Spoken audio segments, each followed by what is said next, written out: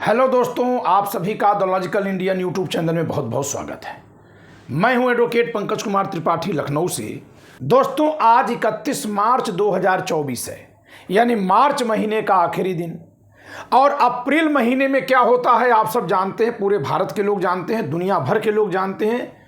बाबा साहब को मानने वाले लोग जहाँ कहीं भी हैं वह लोग विशेष तौर से जानते हैं कि 14 अप्रैल को बाबा साहब की जयंती मनाई जाती है, इनका जन्मदिन मनाया जाता है।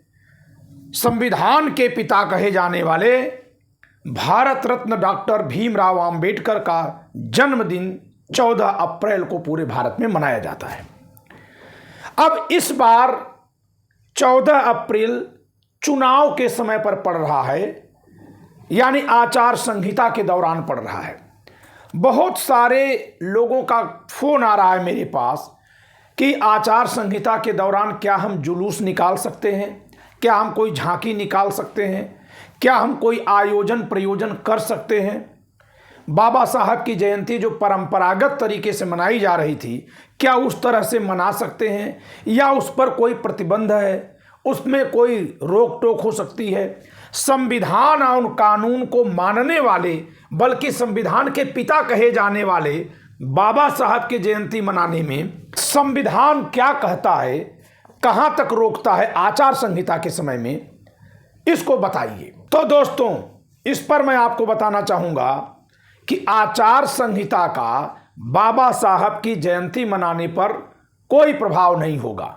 लेकिन, जी हां लेकिन, यानी कि आचार संहिता की वजह से किसी महापुरुष की जयंती, जन्मदिन, पुण्यतिथि मनाने पर कोई रोक नहीं है, रोक नहीं है। तो फिर रोक किस पर हो सकती है? जयंती या समारोह के नाम पर कोई राजनैतिक आयोजन करने पर रोक हो सकती है। इसके अलावा चुनाव के दौरान लोक व्यवस्था, कानून व्यवस्था, लॉ एंड ऑर्डर को चुनौती रहती है। कहीं भी शरारती तत्व कानून व्यवस्था को बिगाड़ सकते हैं, इसका अंदेशा रहता है। समझिएगा, इसका अंदेशा रहता है।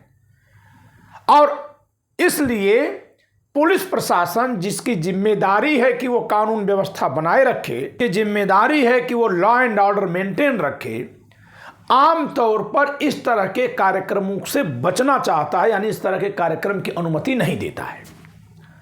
तो अब आप क्या करें कि अनुमति मिल जाए? क्या अनुमति लेना जरूरी है? तो मैं अब आपको टिप्स बता रहा हूं। सबसे पहली बात तो यह है कि किसी भी तरह का अगर सार्वजनिक कार्यक्रम होता है तो उसके लिए प्रशासन से अनुमति ली जाती है। तो आप अपने यहाँ के एसडीएम से संपर्क कर लीजिए, और जो लोग भी आयोजक हैं वो एक एप्लीकेशन लिख कर दे दीजिए कि आप 14 अप्रैल को, या अगर कोई लोग आगे पीछे भी कार्यक्रम करते हैं कहीं कहीं, क्योंकि एक ही दिन में अगर सारे जगह पर कार्यक्रम होता है तो हो नहीं पाता है, तो जिस दिन भी आपको कार्यक्रम करना है उस दिन आप इस तरह का कार्यक्रम इस स्थान पर आयोजित करने जा रहे हैं, जिसका मुख्य उद्देश्य और एकमात्र उद्देश्य भारत के संविधान के रचयिता, भारत के संविधान के पिता कहे जाने वाले महापुरुष बाबा साहब डॉक्टर भीमराव अंबेडकर की जयंती मनाना है। वहां केवल और केवल बाबा साहब के बारे में चर्चा होगी, और वह चर्चा बाबा साहब की प्रासंगिकता, उनके जीवन के बारे में समझने तक सीमित रहेगी। इस चर्चा का कोई भी, किसी भी राजनीतिक दल से या किसी भी राजनीतिक प्रचार प्रसार से कोई संबंध नहीं है। इसके अलावा उस समारोह में अनुमानित जितने लोग आने वाले हैं उनकी एक संख्या दे दीजिएगा कि इसमें 100 लोग आ सकते हैं, 1000 लोग आ सकते हैं, 500 लोग आ सकते हैं, 300 से 400 लोग आ सकते हैं। एक ऐसी एक बात लिखी जाती है, और हम सब जिम्मेदारी लेते हैं कि आपकी सुरक्षा में रहते हुए इस कार्यक्रम का शांतिपूर्वक केवल उस उद्देश्य के लिए आयोजन किया जाएगा जिस उद्देश्य के लिए यह कार्यक्रम नियत किया गया है। तो ऐसे में पुलिस प्रशासन की सुरक्षा भी मिल जाएगी और कार्यक्रम की अनुमति भी मिल जाएगी। क्यों? क्योंकि देखिए, पुलिस के लिए भी चुनौती होती है। ऐसे कार्यक्रमों में लोग आकर के अगर भड़काऊ नारा लगा दिए तो वो अपने आप में चुनावी मुद्दा बन जाता है। हमें इन महापुरुषों को चुनावी मुद्दे से, खासकर जिस समय इनके लिए विशेष कार्यक्रम करते हैं, उस समय दूर रखना होता है।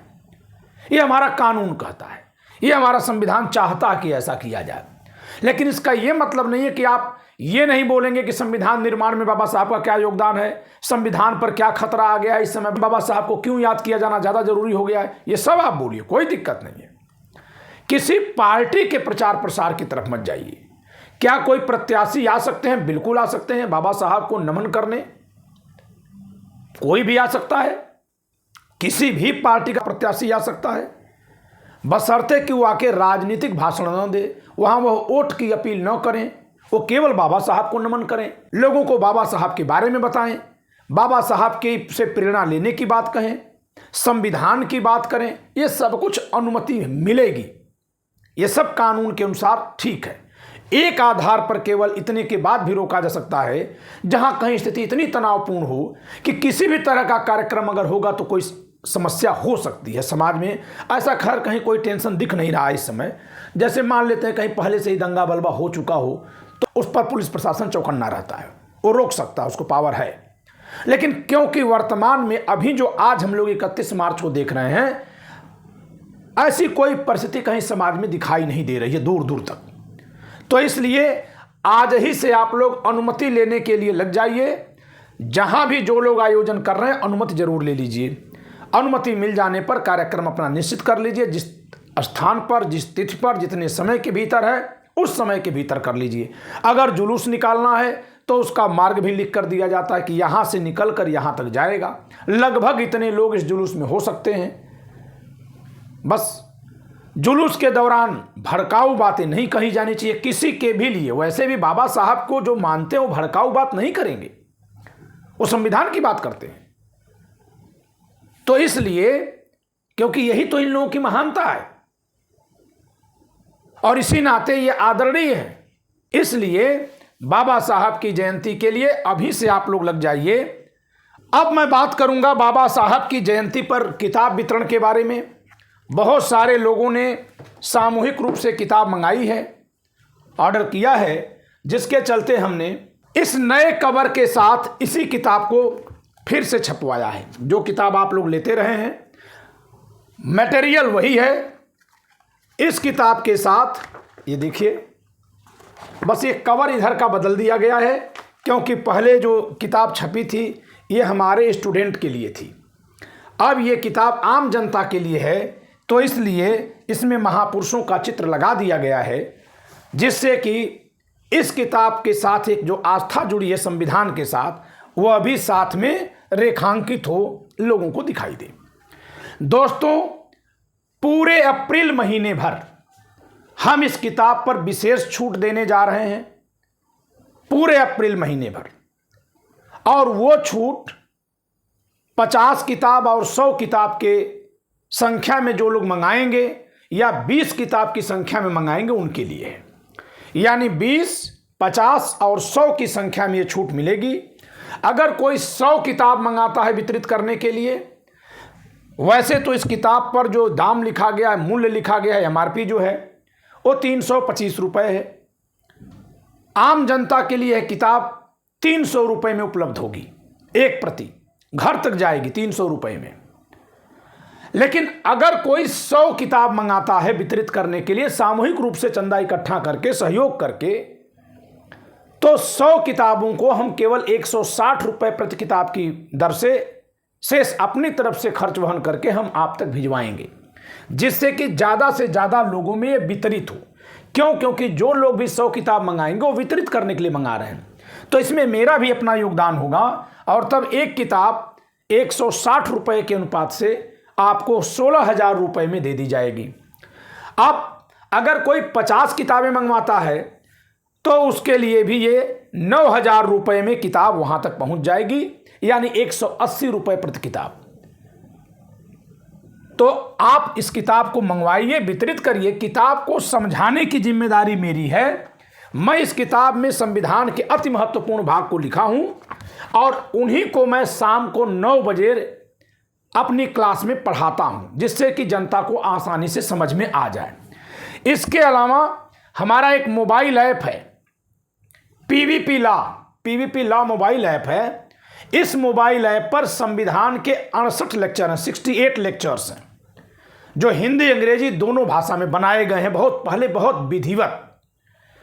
वो लेक्चर 1500 रुपये में पूरा एक पैकेज होता है 1500 रुपीज़ में वो पूरा उपलब्ध है। लेकिन अप्रैल महीने भर के लिए, इस पूरे अप्रैल महीने भर में जो लोग उस पीवीपी लॉ मोबाइल ऐप से संविधान का वो लेक्चर खरीदेंगे, उन्हें महज 500 रुपये में उपलब्ध हो जाएगा और 1 साल के लिए उपलब्ध रहेगा। आराम से 1 साल में आप देखिएगा, हर लेक्चर 20 बार देखिएगा तो खूब अच्छे से संविधान को समझने का मौका आपको वहाँ से मिलेगा। वहाँ बहुत विशेष तरीके से बताया गया है। तो दोस्तों, ये हमारी ओर से कुछ कंट्रीब्यूशन है बाबा साहब की जयंती के लिए।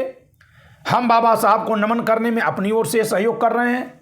इसके अलावा कुछ लोगों का ये भी सवाल है कि सर, हम अगर खुद किताब नहीं बांट पा रहे हैं तो हम कैसे सहयोग करें। तो उसका एक तरीका मेरे दिमाग में आया है, ये भी मैं आपको दे रहा हूँ कि अगर कल्पना करिए कि इस किताब का दाम 300 रुपये प्रति लोगों के हिसाब से है, प्रति पुस्तक 300 रुपये है। अब अगर किसी ने 1000 रुपये दे दिया तो इसका मूल्य 1 रुपये कम कर दिया जाएगा। किसी ने 2000 दे दिया तो 2 रुपये इसका प्रति पुस्तक मूल्य कम कर दिया जाएगा।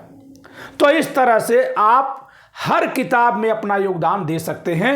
1-1 रुपये का योगदान हर किताब पर आपके आ गया और हम यहाँ से आपके नाम की घोषणा करेंगे कि फला ने पुस्तक वितरण के लिए अपना ये योगदान किया है। पुस्तक वितरण के लिए जो कार्य योगदान किए हैं आप, हम उसकी घोषणा करेंगे और तदनुसार आपके द्वारा जो रकम दी जाएगी वो सबके तक पहुंच जाएगी, अपने आप वो सबके तक पहुंचेगी। अब उसमें भेदभाव कर पाना संभव ही नहीं होगा कि जिसको किताब जा रही हो कितना सक्षम है, उसको प्रेरणा मिलेगी, वो भी सहयोग कर देगा। तो संभव ये भी है कि ये बहुत सस्ते में फिर सबको मिलने लगे, क्योंकि किताब इतनी अच्छी क्वालिटी की छपवाते हैं हम ताकि बहुत दिन तक ये चले, तो इसलिए महंगी बनती है। इसको बनाने में इतना पैसा लगेगा ही लगेगा। स्टाफ का खर्च है, लिखाई है, पैकेजिंग है, भेजना है, कुरियर है, पोस्ट ऑफिस है, तो सारे खर्च मिला करके किताब महंगी पड़ जाती है। तो आप इस तरह से भी मदद हमारी कर सकते हैं, जनता की मदद कर सकते हैं। आप में से कोई अगर बुक स्टॉल पर रखवाना चाहे इस किताब को तो उसमें भी आप मदद कर सकते हैं। जिन लोगों को 100, 50, 20 की संख्या में किताब मंगानी है, अगर 20 की संख्या में आप मंगाते हैं तो ये किताब 190 रुपये प्रति किताब मिलेगी। 3800 रुपये में आपको 20 किताबें मिल जाएंगी। तो ये जयंती के लिए पूरे अप्रैल महीने भर के लिए वितरण में रहेगा, पूरे अप्रैल महीने भर ये वितरण के लिए जाएगा इस तरह से। तो दोस्तों, मैंने जो बाबा साहब की जयंती मनाने के लिए उपाय बताए, उन उपायों को अपनाइए और पहले से ही परमिशन लेकर बैठिए, जिससे कि आयोजन बहुत शांतिपूर्वक, बहुत उल्लासपूर्वक संपन्न किया जा सके।